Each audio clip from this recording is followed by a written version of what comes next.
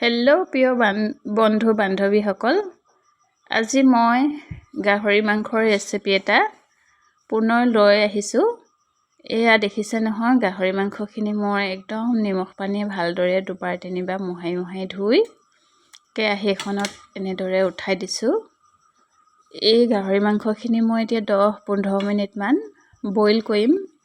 অলপ ইলুটি সিলুটি কৰি দি থাকিম যাতে আটাইখিনি মাংস ভালদৰে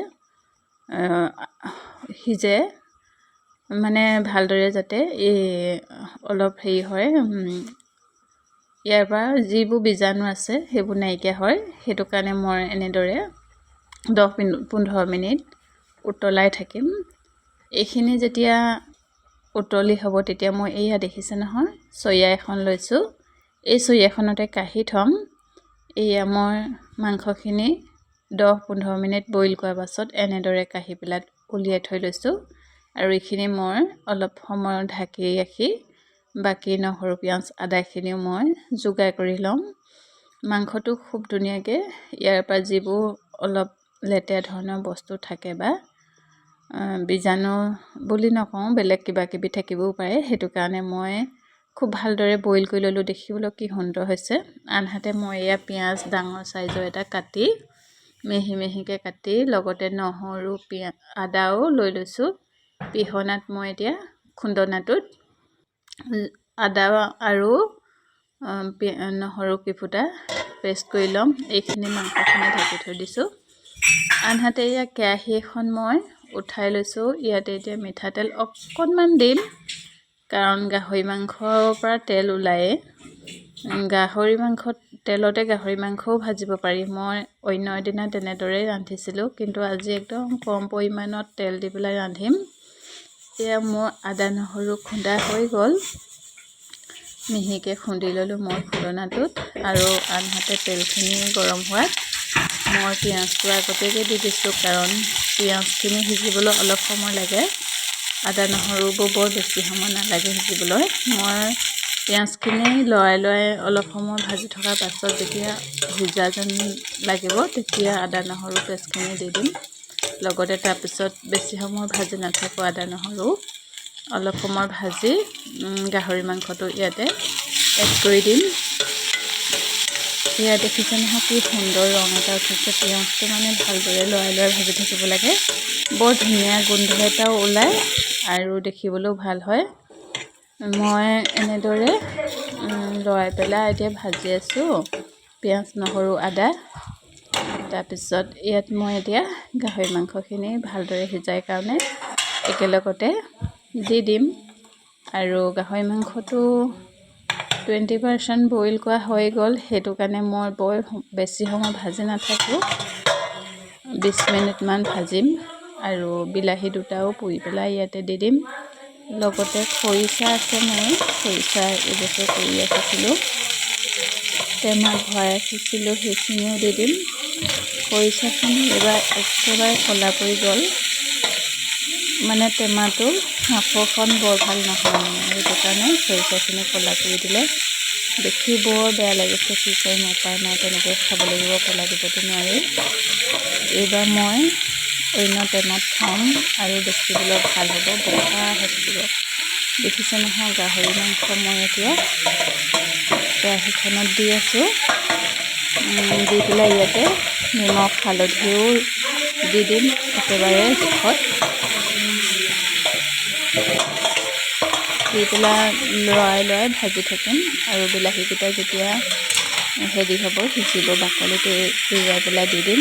শুকানকৈ মই ভাজিম, শুকানকৈ ভাজি পেলাই খাই ভাল লাগে কিবা এটা, সেইটো কাৰণে শুকানকৈ ভাজিম। আৰু লগতে মই কেঁচা জলকীয়া দুটা পুৰি পেলাই ইয়াতে দি দিম।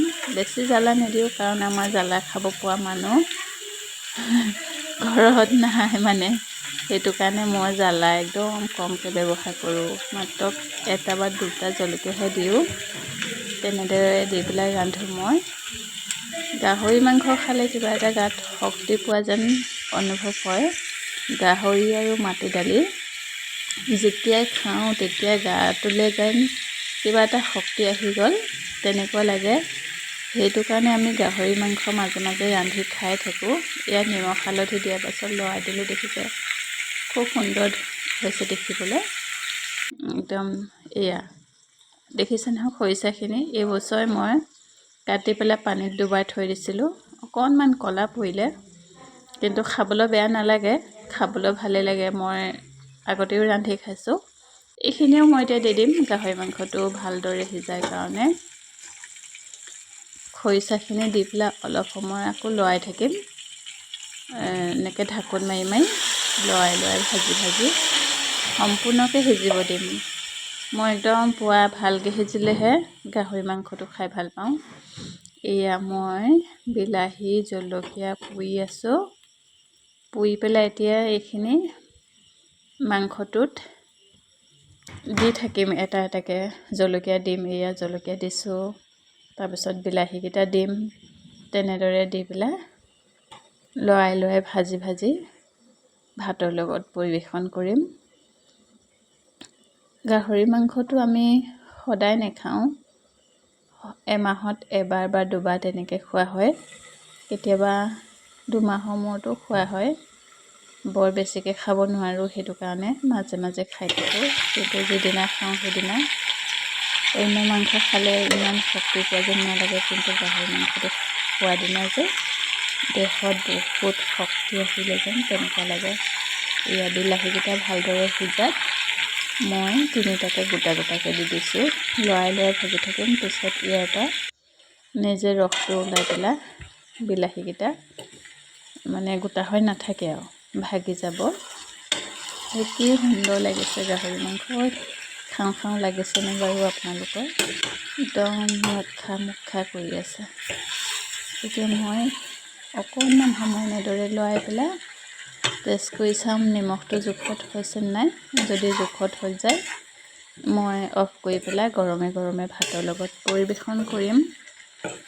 এয়া মই ইয়াত অকণো আজি পানী ব্যৱহাৰ কৰা নাই দেই, মানে খৰিচা লগত পানী অকণ আছিলে, সেইকণকে দি পেলাই আৰু বিলাহীকেইটা দি পেলাই ভাজি আছোঁ। পানী দিলে ভাল নালাগে খাবলৈ, সেইটো কাৰণে মই আজি পানী অকণো ব্যৱহাৰ কৰা নাই। মাংসটো মানে পুৰা কম জুইত ভাজি আছোঁ, কম জুইত ভাজিলে লাগি নধৰে, সেইটো কাৰণে কম জুইত ভাজি ভাজি এনেকৈ পুৰা সিজালোঁ। এয়া মোৰ হৈ গ'ল গাহৰি মাংস ভাজি। কেনেকুৱা লাগিছে জনাবলৈ নাপাহৰিব, আৰু আপোনালোকেও এনেদৰে মাজে মাজে খাই থাকিব চাব, মনটো কিবা এটা ভাল লাগি যায়। ভাল পালে লাইক কৰিবলৈ নাপাহৰিব। Thank U.